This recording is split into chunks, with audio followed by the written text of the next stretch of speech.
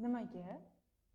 Jigar ichi o't yo'llari hamda o't qopidagi o't suyuqligi dimlanish holatlarida dog' aynan yuz sohamizga chiqadi.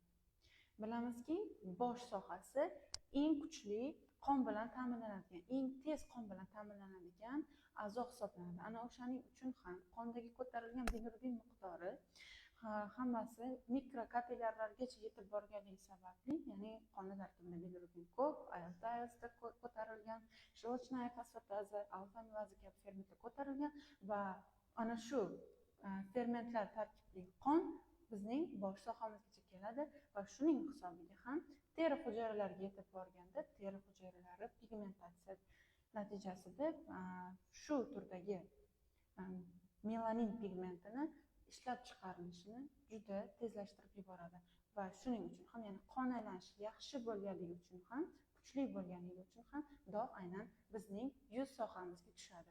Sog' bo'ling, salomat bo'ling.